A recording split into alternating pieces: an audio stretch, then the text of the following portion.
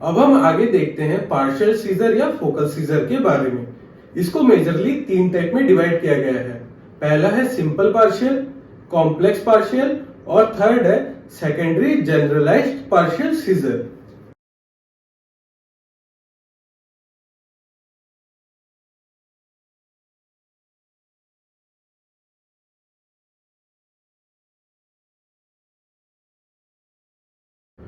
तो ये हो गया आपके पार्शियल सीजर या फोकल सीजर के टाइप।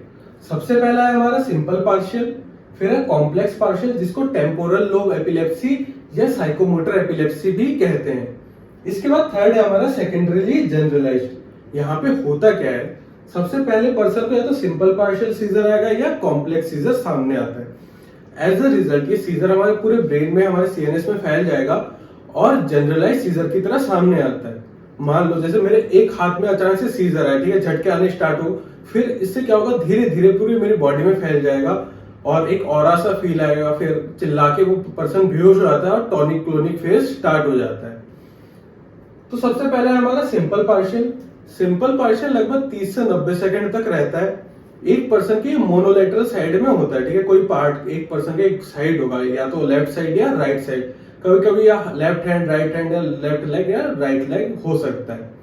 कुछ कुछ लोगों में सिर्फ सेंसरी चेंजेस भी देखे गए हैं, जैसे पिन चुभना या कुछ धुंधला सा दिखना या कुछ अजीबोगरीब दिखना। इसके अलावा ऐसा लगता है कि कोई आवाज लगा रहा है, कोई कुछ बोल रहा है, ठीक है, ऑडिटरी डिसफंक्शन भी होता है। तो ये सब डिपेंड करता है कि हमारे ब्रेन के कॉर्टेक्स का कौन सा पार्ट इन्वॉल्व है।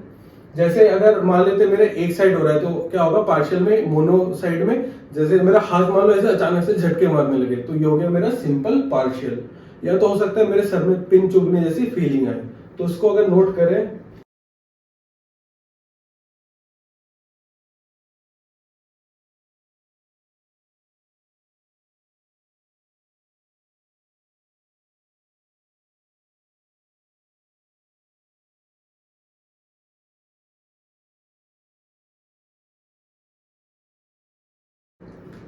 तो ये हो गया आपका सिंपल पार्शियल। यहाँ पे क्या होता है, एक सडन यूनिलेटरल क्लोनिक जर्क देखा गया है, मींस किसी एक साइड पे हाथ पैर में सडनली ऐसे ऐसे जर्क आना स्टार्ट हो जाता है। 30 से 90 सेकंड तक रहता है। इसके अलावा क्या हो सकता है, इसके लोकल सेंसरी डिस्टरबेंस भी आते हैं, जैसे पिन का प्रिक होना, जैसे कभी लगता होगा आपको सर पे सुई चुभ रहा है, पीठ पे सुई चुभ रहा है, तो ये कुछ इसके अलग सिम्टम्स भी है। इसके अलावा क्या होता है, विजुअल और ऑडिटरी हेलुसिनेशन भी होता है, मींस ऐसा लगता है कि कुछ मैंने देखा या कोई मुझे आवाज लगा रहा है, इस टाइप के हेलुसिनेशन भी देखा गया है पेशेंट में। Effect depend on part of cortex involve. हमें पता है हमारे ब्रेन के अलग अलग पार्ट से ये स्टार्ट हो सकता है, तो क्या इफेक्ट होगा, या में हेलुसिनेशन होगा, सुनाई में दिक्कत होगा या देखने में दिक्कत होगा, इसके अलावा क्या पता मैं कहीं पे एक बॉडी का पार्ट जर्क हो रहा है, ये सब डिपेंड होगा कि मेरे ब्रेन का कौन सा पार्ट वहां पे इन्वॉल्व है। जो भी होता है वो पेशेंट पूरा अवेयर रहता है और कॉन्शियस रहता है। अब पेशेंट अवेयर ही रहेगा तभी तो उसको पता चल रहा है कि मैंने क्या देखा या क्या सुना, ठीक है। एक साइड में अगर मेरे हाथ में जर्क आए तो ऑफकोर्स मैं उसमें कॉन्शियस हूँ और मुझे पूरा पता चल रहा है कि अवेयर हूँ इस चीज के बारे में कि मेरे साथ ऐसा हो रहा है। तो इसको आप नोट कर लीजिए सिंपल पार्शियल के बारे में। इसके बाद हम देखते हैं कॉम्प्लेक्स पार्शियल में। कॉम्प्लेक्स पार्शियल में क्या होता है, जैसे ज्यादातर देखा गया कि पर्सन अचानक से चलते चलते खो गया कहीं पे भी, मीन्स खो गया इन द सेंस अपने सपनों में खो गया, ठीक, ड्रीम की दुनिया में, सपनों की दुनिया में चला जाता है, चलते चलते उसको पता ही नहीं कहाँ जा रहा है। तो ये कुछ इसके सिम्टम है, उसको पता ही नहीं चलता कि हो क्या रहा है उसके साथ। फिर उसके बहुत सारे इमोशनल चेंजेस आ जाते हैं अचानक से। कभी कभी देखा होगा कुछ लोग चलते जा रहे हैं, चलते चलते कहाँ से कहाँ पहुंच गए उनको पता ही नहीं, कब ये स्टार्ट हुआ कब खत्म हुआ, पूरे अनकॉन्शियस रहते हैं इस टाइम। तो इसको आप नोट कर लीजिए। उसके बाद हम कॉम्प्लेक्स पार्शियल के बारे में देखते हैं। अब सेकंड है हमारा कॉम्प्लेक्स पार्शियल सीजर। इसको बहुत ही अजीब सा कंफ्यूजिंग बिजार टाइप का एक बिहेवियर रहता है पर्सन में।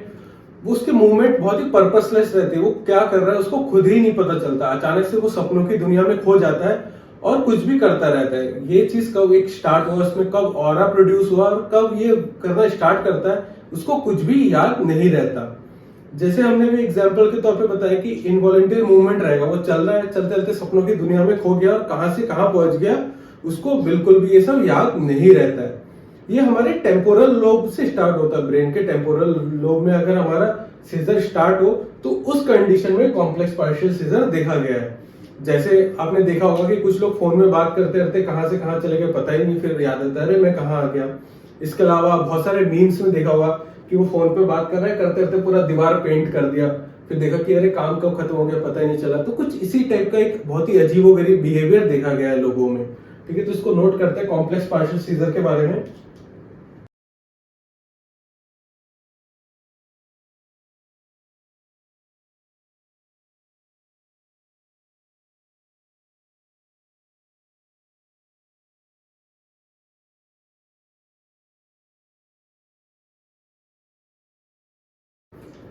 तो ये हो गया आपका कॉम्प्लेक्स पार्शियल, जहां पे अटैक बहुत ही अजीब और कंफ्यूजिंग बिहेवियर के साथ आता है।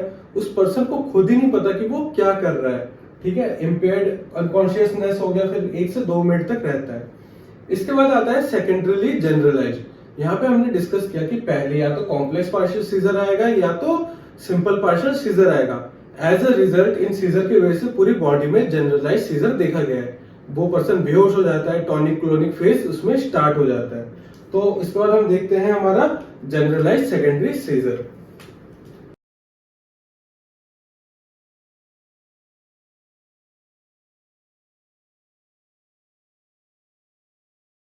तो ये हो गया आपके सेकेंडरीली जनरलाइज्ड। यहाँ पे पहले पार्शियल सीजर होता है एक पर्सन में, फिर वो धीरे धीरे डेवलप होकर पूरे सीएनएस में फैलता है और जनरलाइज सीजर की तरह सामने आता है। मीन्स पहले उसका टॉनिक फेज होगा, फिर क्लोनिक फेज होगा, फिर वो पर्सन अनकॉन्शियस होकर गिर जाता है। तो ये हो गया आपका कंप्लीट एपिलेप्सी की क्लासिफिकेशन। हमने इसको 2 पार्ट में क्लासिफाई किया था। पहला था हमारा जनरलाइज्ड और दूसरा था पार्शियल। ठीक है, अब आगे बढ़ते हैं, हम देखते हैं कि क्या क्या कॉज है जिसकी वजह से एपिलेप्सी होता है। तो वैसे मोस्ट ऑफ द रीजन हमें नहीं पता। Most of the cases primary है और आइडियोपैथिक है। आइडियोपैथिक का मतलब जिसका रूट हमें नहीं पता कि किस वजह से ये होता है। इसके अलावा कुछ दूसरे कॉजेज जो हमें पता है, जैसे किसी पर्सन को अगर चोट लग जाए, ट्रॉमा हो जाए, या तो उसकी ब्रेन की सर्जरी हो या इश्कीमिया हो, मीन्स ब्रेन में ब्लड फ्लो कम हो जाए। इसके अलावा ट्यूमर भी हो सकता है जिसकी वजह से एपिलेप्सी देखा गया है। ठीक है, तो इसको नोट कर लेते हैं। मोस्ट ऑफ द ट्रीटमेंट भी इसीलिए हमें अननोन है कि उसका रूट ही नहीं पता, इसलिए ट्रीटमेंट भी हम सिर्फ उसके सिम्टम को रिलीफ देने के लिए ही दे सकते हैं। इसका एक्चुअली अभी तक कोई जड़ से खत्म करने वाला कोई अभी तक दवाई निकला नहीं है। ट्रीटमेंट सिर्फ सिम्टोमेटिक है और सिर्फ हम उसके सिम्टम को ही कम कर सकते हैं।